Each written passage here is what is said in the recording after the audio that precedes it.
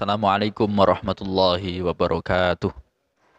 الله وإلهكم إله واحد لا إله إلا هو الرحمن الرحيم الله لا إله إلا هو الحي القيوم لا تأخذه سنة ولا نوم له ما في السماوات وما في الأرض من ذا الذي يشفع عنده إلا بإذنه يعلم ما بين أيديهم وما خلفهم ولا يحيطون بشيء من علمه إلا بما شاء وسع كرسيه السماوات والأرض ولا يؤوده حفظهما وهو العلي العظيم بسم الله الرحمن الرحيم قال المصنف رحمه الله تعالى ونفعنا به وبعلومه وبأسر الفندية في الدارين آمين يا رب العالمين يا مجيب السائلين.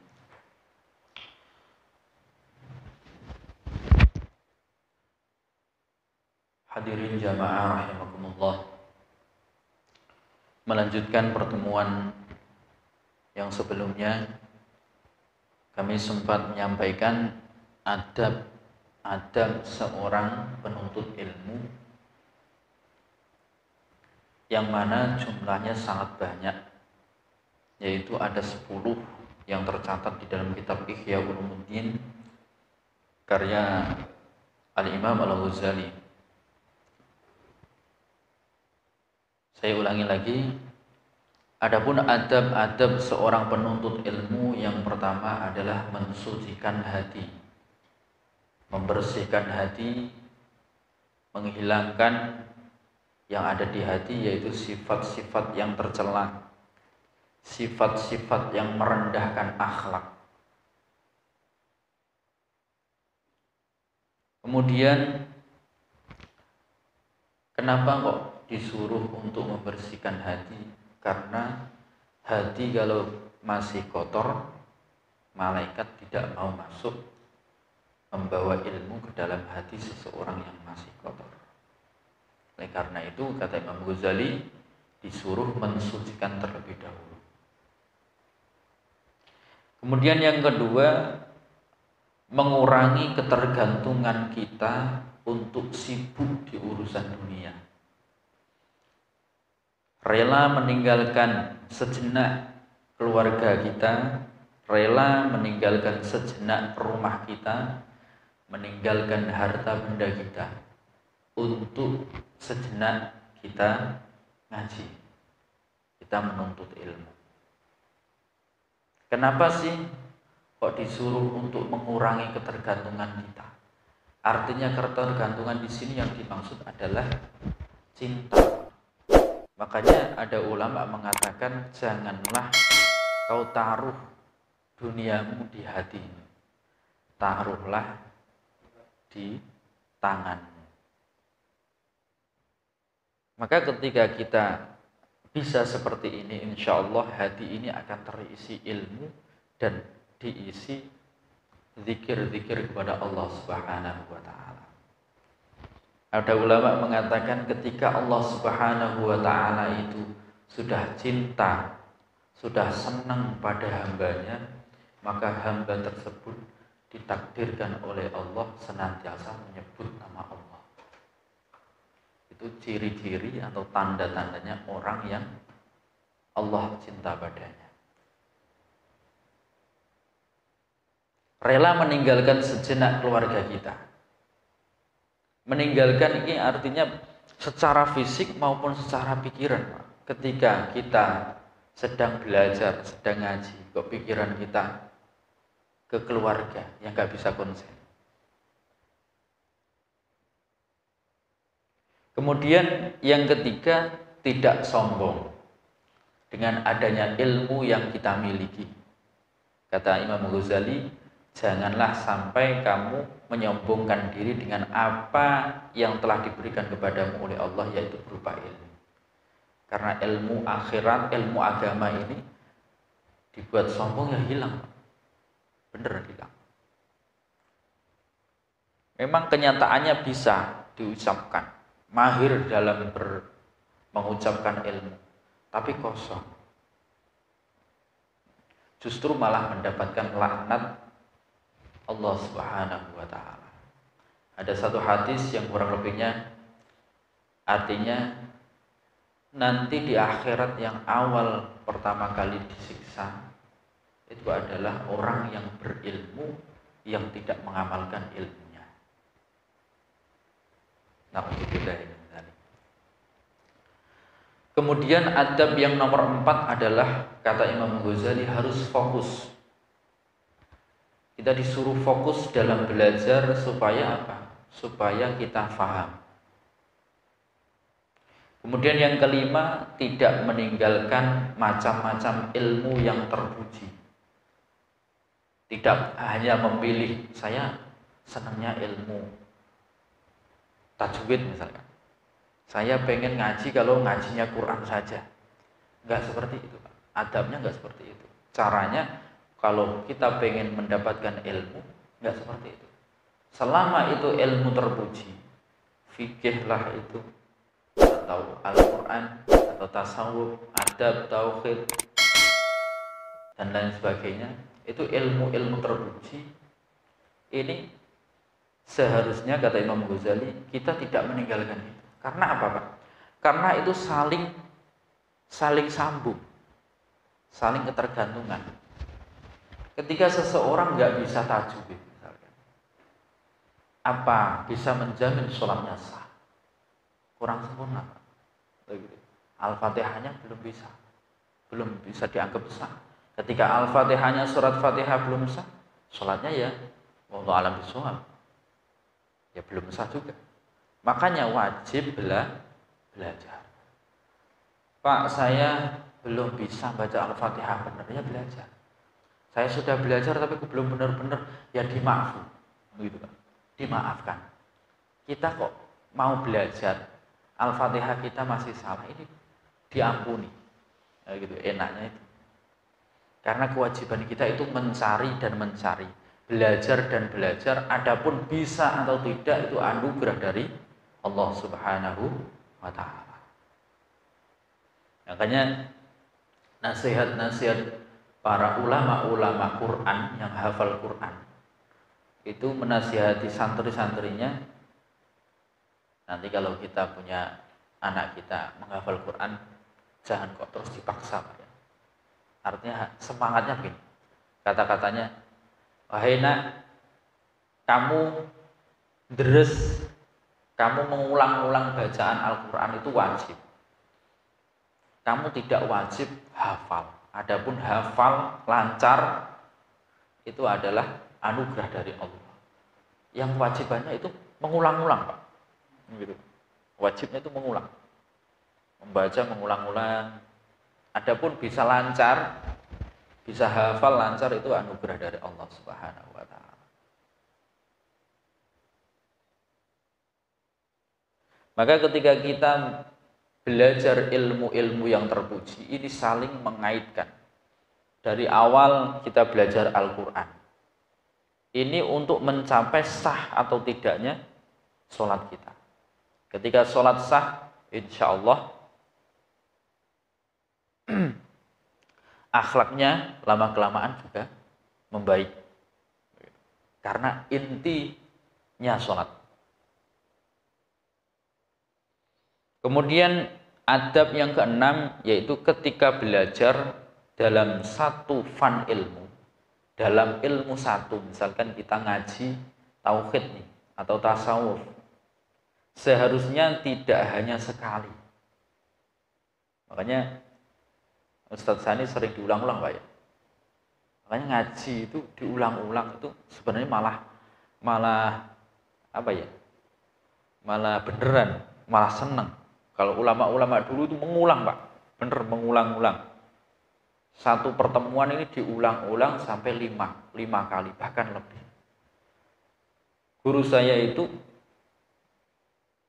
beliau Al-Mukarram Kiai Haji Ragib Mabrur Sarang.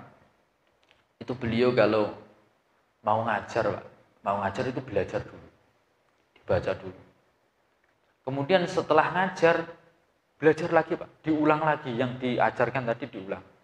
Maka ketika ada kesalahan di situ, besok pertemuan besoknya kalau ada kesalahan tahu. Mohon maaf yang kemarin ini salah, lafadznya bukan seperti ini, tapi seperti ini. Gitu. Itu ulama. Kalau tidak belajar, nggak mau ngajar.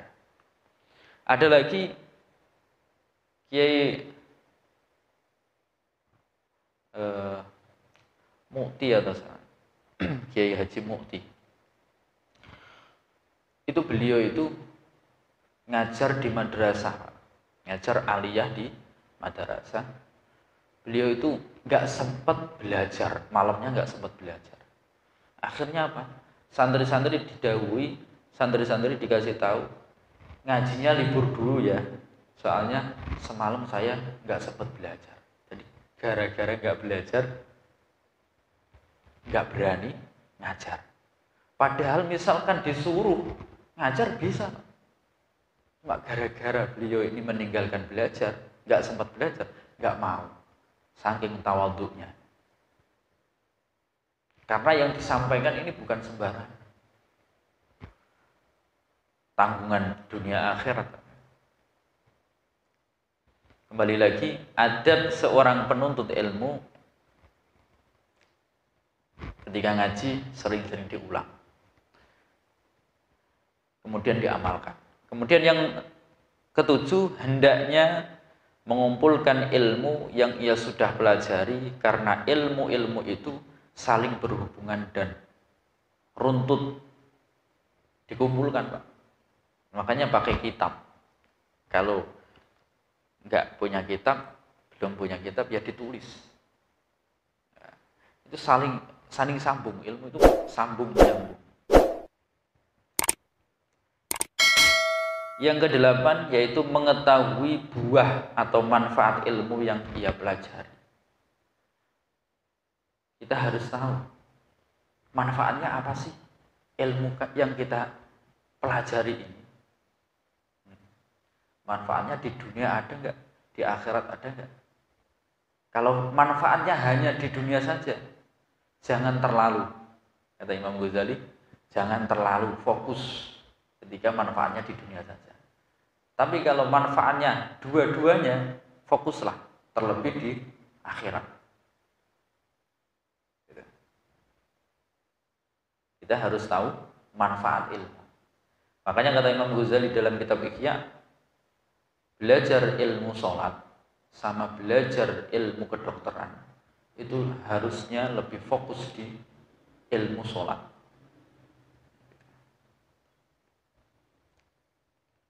Selanjutnya yang ke-9, berniatan. Kita sebagai penuntut ilmu harus bisa menata niat. Berniatan menghiasi batin.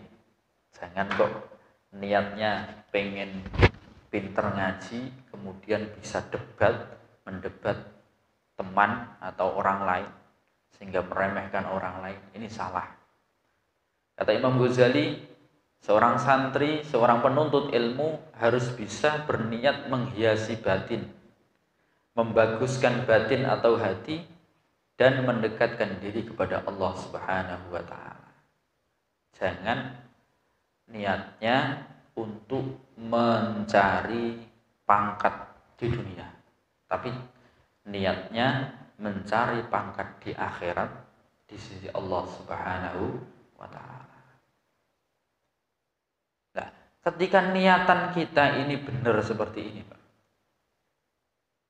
ini ada goncangan, ada badai menerpa, ada cobaan, tetap lurus, gak akan tergoyahkan oleh sifat-sifat iri. Coba kalau niatnya ngaji pengen dipuji orang, ada temennya lebih pintar dipuji orang, dia panas loh. Begitu.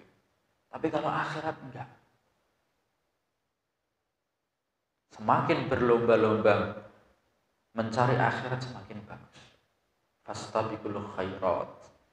Berlomba-lombalah mencari akhirat. Kemudian yang terakhir, yang ke-10, mengetahui mana yang lebih penting dari ilmu-ilmu yang kita pelajari, mana sih yang lebih penting? Yang harus didahulukan mana? Kita harus tahu, Pak. Jangan asal ngaji saja. Karena ketika asal ngaji saja, orang itu cenderung ke ilmu tasawuf. Karena ilmu tasawuf itu enak. Enak. Nggak mikirin sholat ini sah atau tidak.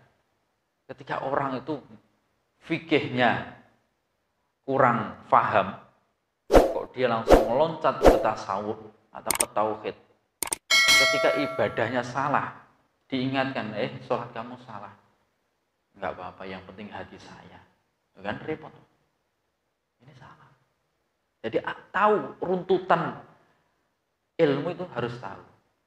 Yang pertama syahadat. Kata Imam Ghazali, syahadat, kemudian memaknai syahadat. Syahadat itu maknanya apa sih? Kemudian yakin, berusaha yakin meskipun hanya ikut-ikutan. Kemudian belajar sholat yang benar. Kemudian setelah balik wajib melaksanakan sholat. Setelah belajar sholat secara gerakan benar, bacaan benar, kemudian balik sudah wajib sholat. Nah, setelah bisa sholat ini baru menginjak ke tasawuf. Dikatakan adab. Tasawuf itu adab. Nah, mencari adabnya bagaimana sholat ini bisa diterima oleh Allah, bisa membuahkan yang namanya pahala. Gitu. Jangan kok langsung tasawuf. Biasanya kalau langsung tasawuf, misalkan punya kesalahan, Allah Maha Tahu, gitu kan? Ini adalah godaan setan.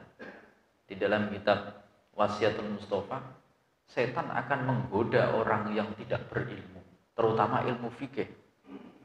Dia akan digoda, penggodaan setan, dah nyantai saja.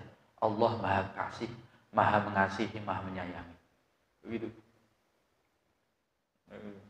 Ketika kita diingatkan oleh teman kita, sholat kamu tadi batal, sarung kamu bolong misalkan, pantat kamu kelihatan, aurat kamu kelihatan.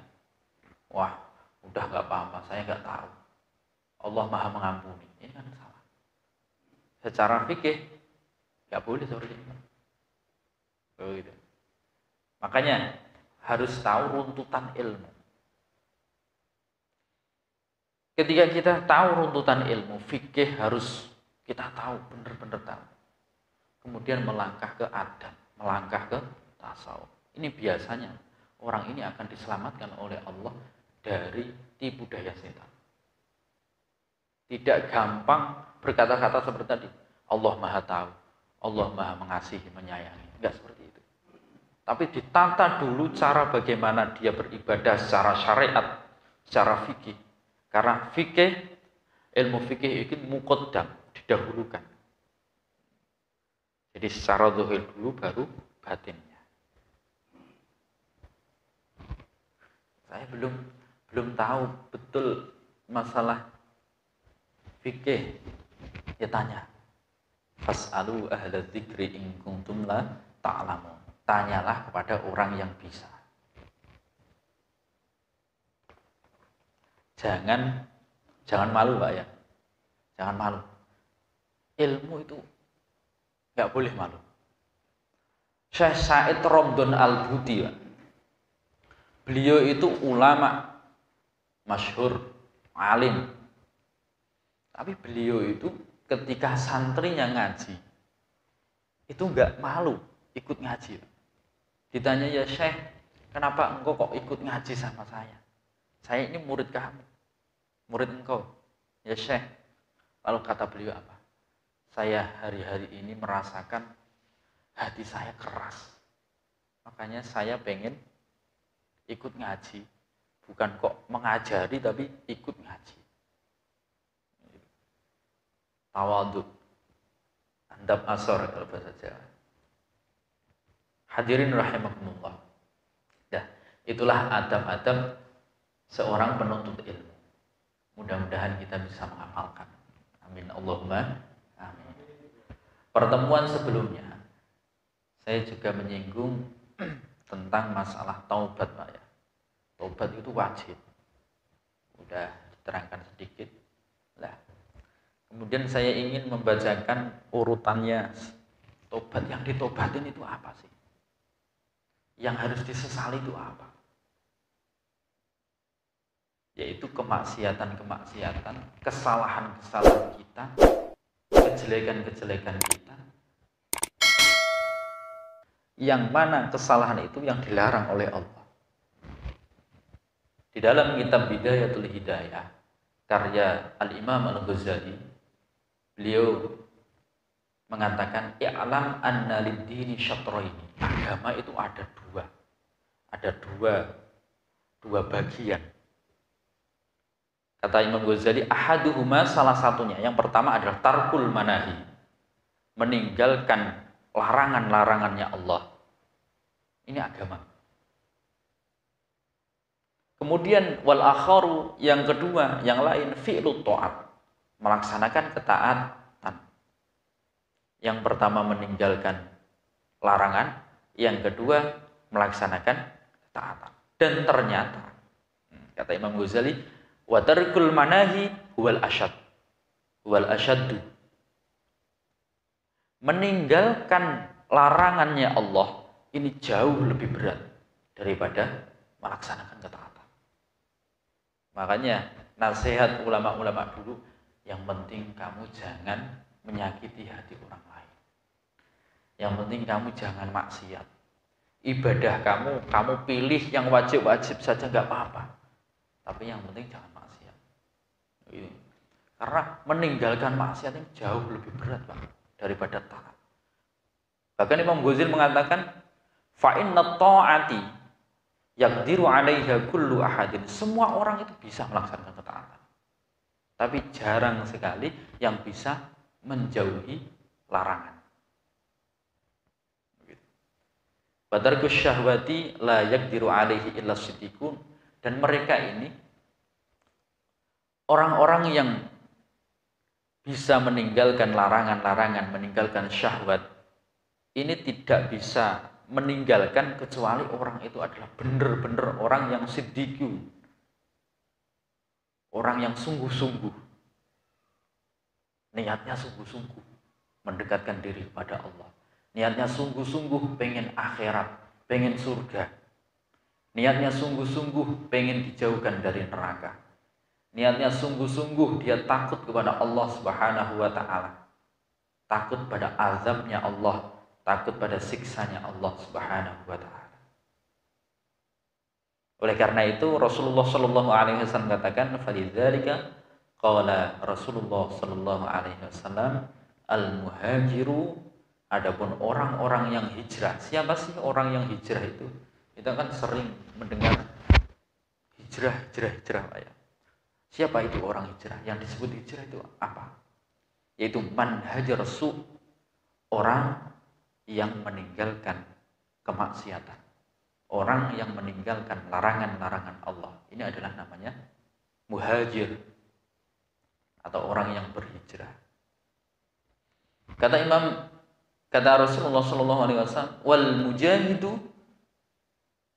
yang dinamakan pahlawan, orang yang bersungguh-sungguh, yaitu man jahada hawahu, orang yang memerangi hawa nafsunya, terus memerangi hawa nafsunya. Hawa nafsu kita sering mengajak ke yang enak-enak, giliran yang ke jalan neraka itu pengen, gampang, mudah. Tapi giliran diajak sholat, jalannya ke surga, sulit, Pak. Kata Imam Ghazali, wa'alam annaka innama ta'sillaha bijawarihika. Nah, sekarang kita masuk ke yang penjelasan Imam Ghazali, maksiat. Kita itu selama ini maksiat atau tidak? Coba kita dengarkan kalam Imam Ghazali. Ketahuilah bahwasanya kamu itu sudah durhaka kepada Allah dengan anggota badan. Kita ini kira-kira sudah berdurhaka enggak, Pak? Coba kita teliti diri kita masing-masing. Karena apa kok? durhaka. Bijawarhika dengan anggota badan kita. Wahiya nikmatun. Semua ini adalah nikmat Allah. Tangan adalah nikmat. Kaki adalah nikmat. Yang mana nikmat ini dari Allah yang dipasrahkan, yang diamanahkan kepada kita. Nah, pengamanahan anggota badan ini untuk apa?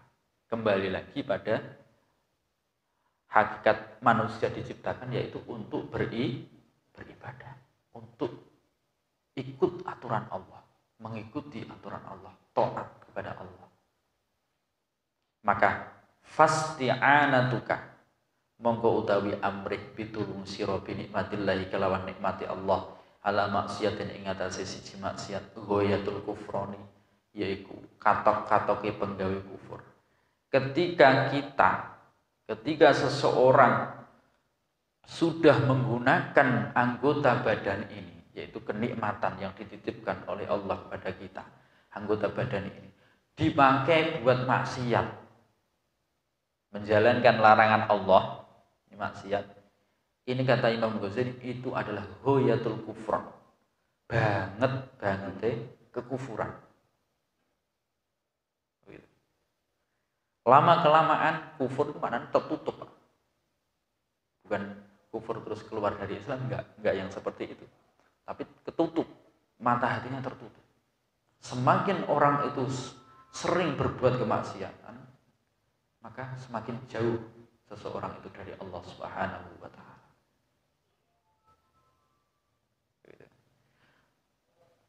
Wa khiyanatuka fi amanatin istauda'aka Allah Ta'ala ghayatut tughyan.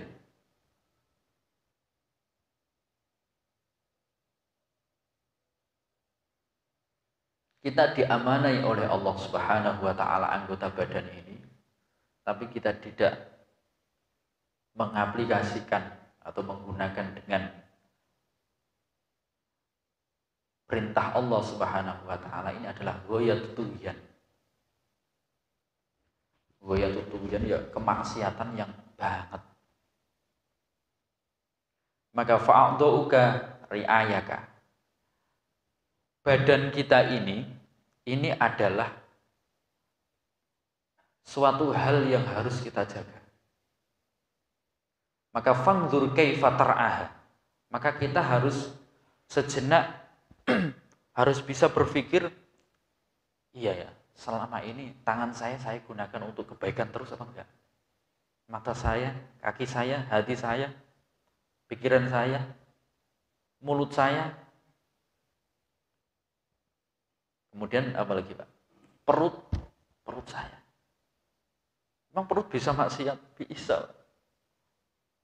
Pengennya kan makan kenyang Pak ya. Kenyang melebihi itu maksiat. Kata Rasulullah sallallahu alaihi wasallam, fa kullukum ra'in wa kullukum mas'ulun an ra'yatihi. Manusia semua itu adalah orang yang diamanai, orang yang disuruh menjaga. Dan dia nanti di hari kiamat akan dimintai pertanggungjawaban atas apa yang dititipkan kepadanya.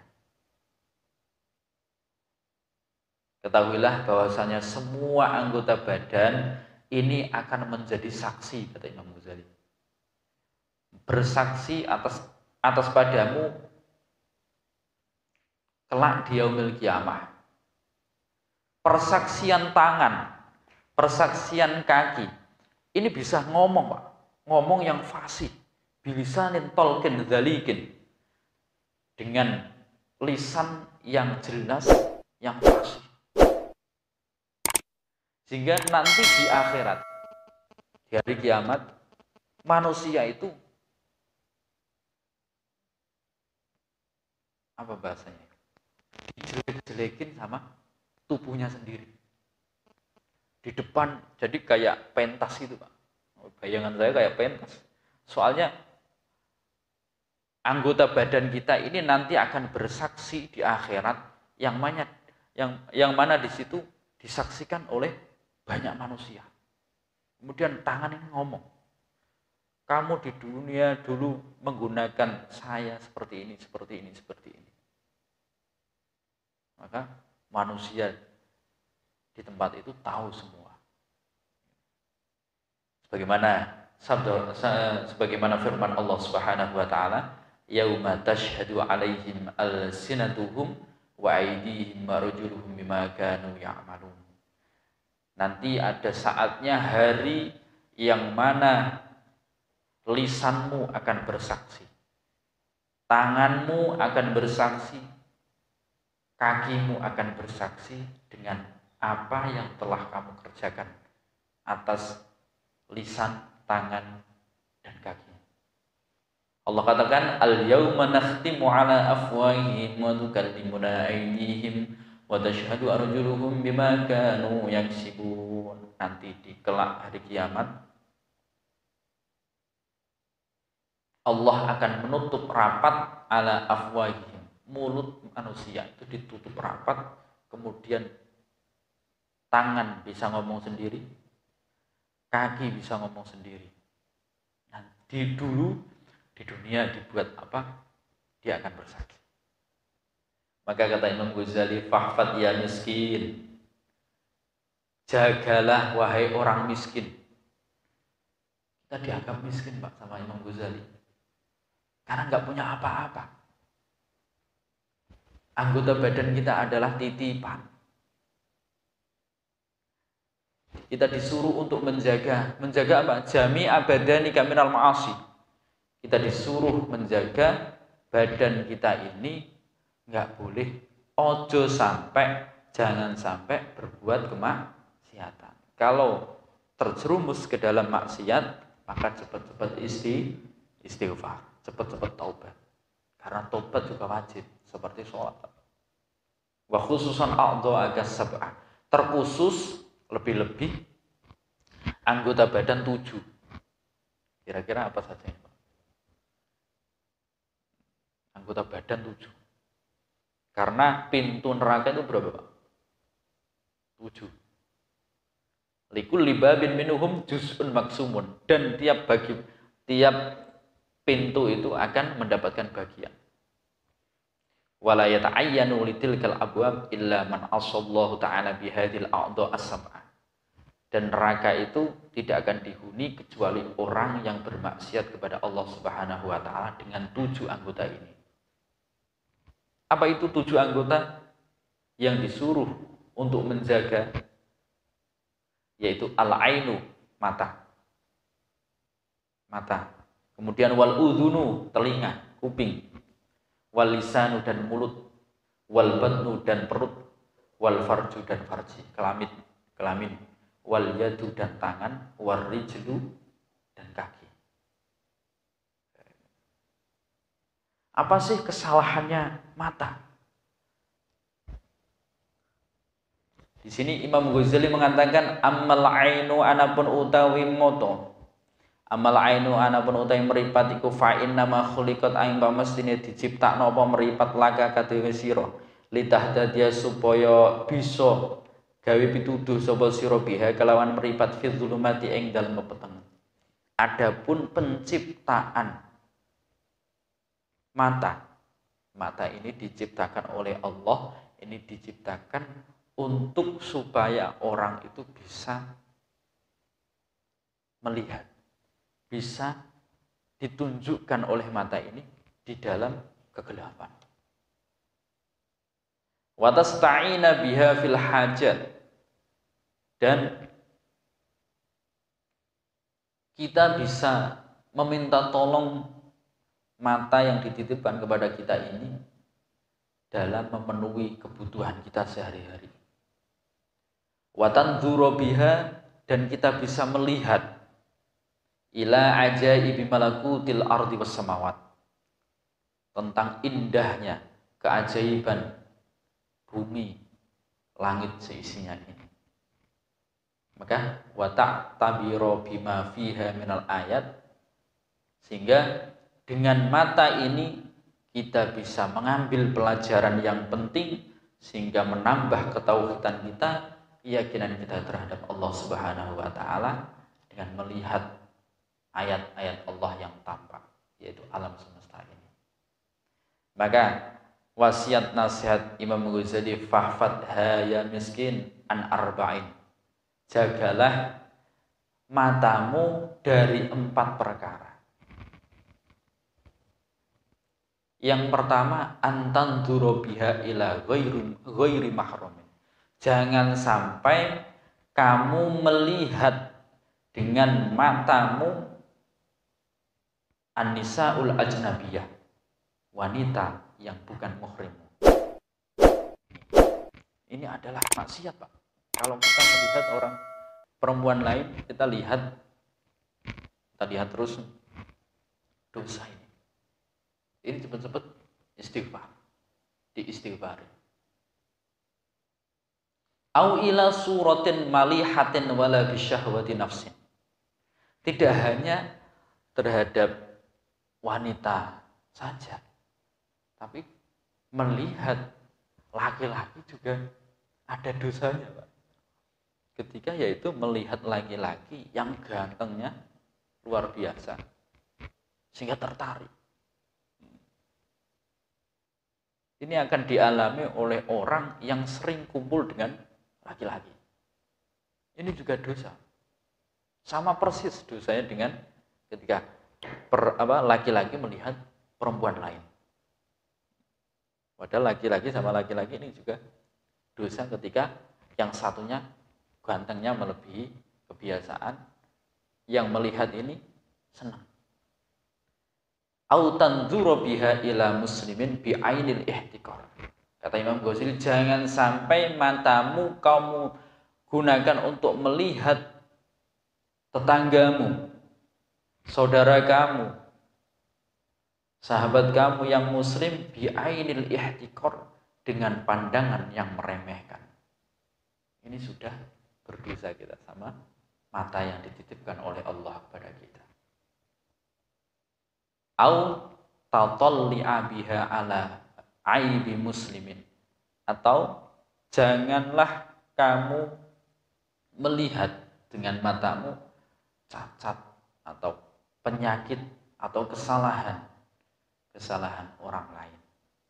Lihatlah kebaikan orang lain, tutupilah kesalahan orang lain. Ingatlah kesalahan diri kita. Ini kata Imam Ghazali.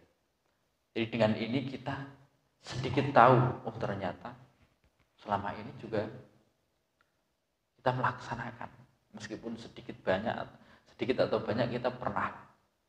Dengan adanya kita mengetahui kata Imam Ghazali ini, kita bisa waspada. Oh ternyata melihat wanita yang bukan muhrim itu dosa, itu maksiat.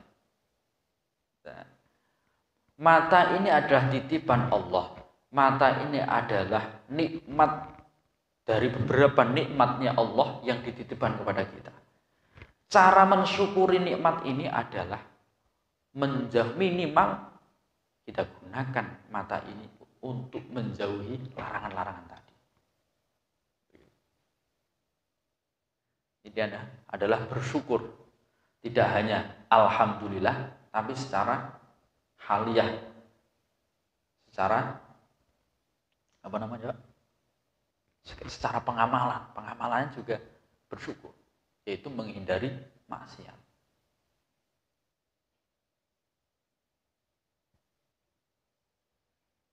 Lanjut, Pak. Satu lagi, Pak, ya.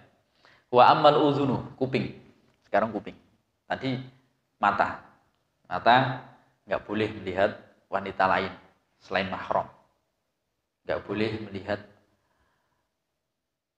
laki-laki yang gantengnya melebihi batas sehingga kita senang sama dia. Kemudian nggak boleh melihat orang lain meremehkan orang lain. Ini gara-gara meriba, gara-gara mata. Coba ketika kita merem, nggak tahu kita cacatnya orang lain. Maka kata guru saya, kapan kowe pengen merem? Begitu, Pak. Kalau kamu pengen terbuka mata hati kamu, pejamkan matamu. Mata yang inilah, zohirin, pejamkan. Artinya pejamkan ini jangan melihat yang maksiat.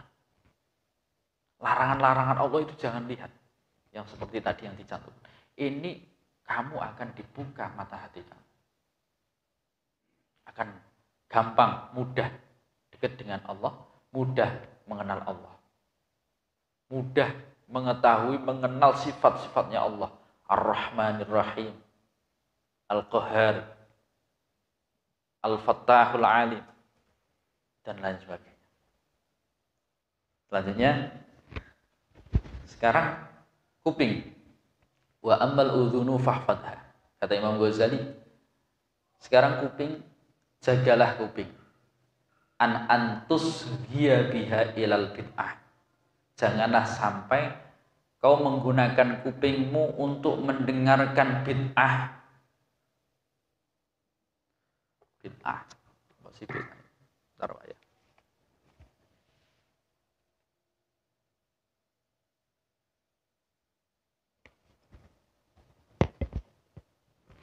Mendengarkan bid'ah, yang dimaksud bid'ah di sini kata Syekh Nawawi Banten, soalnya kitab ini dijelaskan oleh Syekh Nawawi Banten, ulama asli Indonesia.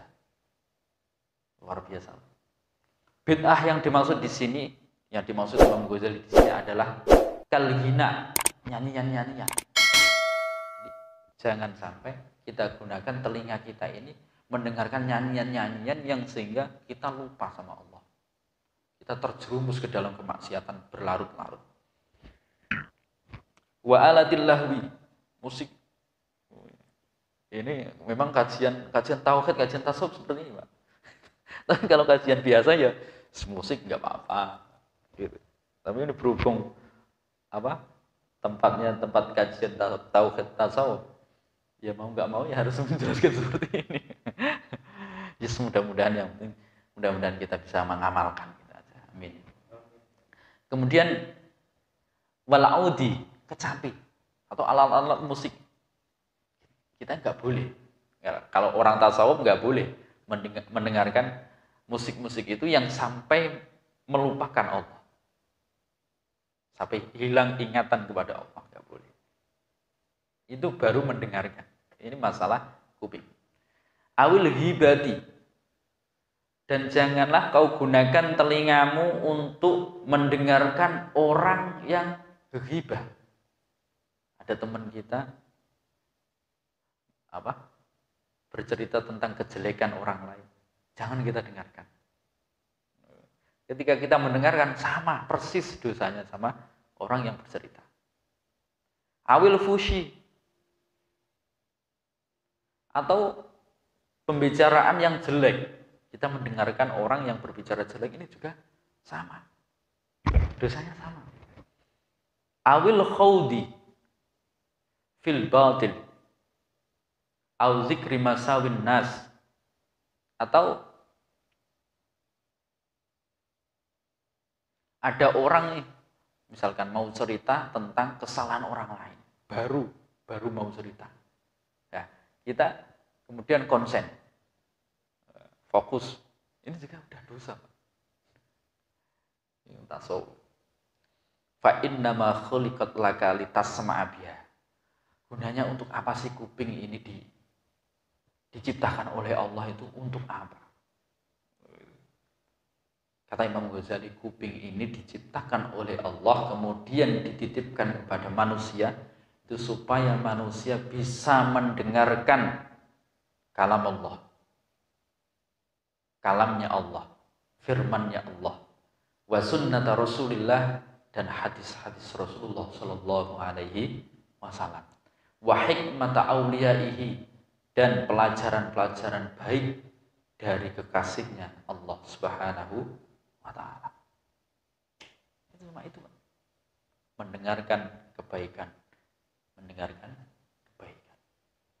Wa tatawassala bistifadatil ilmi, dan untuk mendengarkan kajian-kajian ilmu yang mana dengan kuping ini biha ilal malikil mukim wan na'im ad-daim fi jiwari rabbil alamin.